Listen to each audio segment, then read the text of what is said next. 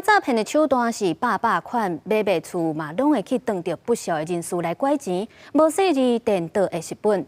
到底咱买卖厝应该是要注意啥物？要安怎来防范诈骗？咱说到来着交互所为为咱来说分明。是主播，这诈骗的手段实在是伤侪变化，一个无注意就会涉入陷阱。根据165打诈仪表板上新的数据，今仔从1月7日一天就受理531件的诈骗案，财产损失达到3.9亿。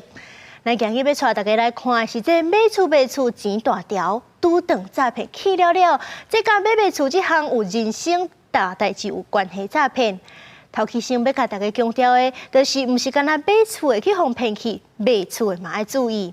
这头一种，就是有一寡假影讲伊是要买厝的歹心人，为着骗厝主的诈骗，就先甲头期款真阿萨里就拿互你。毋过刷落，因就会交给中人赶紧办过户了就失踪。真侪厝主就是过一阵仔才发现讲这尾款拢无入来，才发现去互骗去。也若是第二种是诈骗集团申请贷款，也若钱落来了就做伊走。这厝主毋若是无收到尾款，这厝阁减去互抵押去。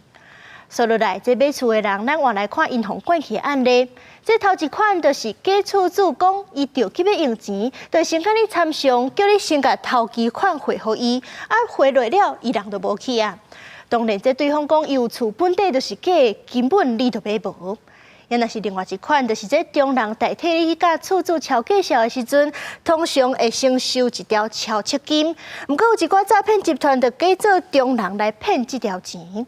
说落来，就要来甲大家提醒讲，到底是要安怎防范，才袂讲家己的辛苦钱拢去互骗了。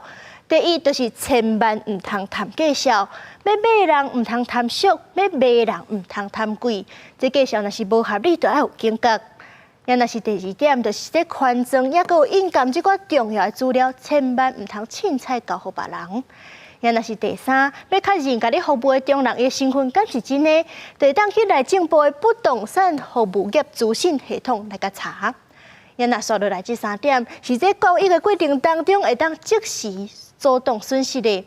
第一，就是使用这理保的专号，这理保的专号就是双方在交易的时阵，钱会先汇去公信单位的口座，等到所有的手续拢完成了后，对方才会摕到钱，避免人甲你的钱赶来做伊走。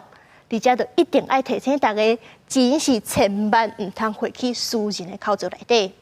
也若是第二，就是咱你当初是买厝的时阵有甲银行贷款，这厝就会抵押互银行。就算讲过几多年，你即阵要卖啊，这抵押款嘛先莫消掉。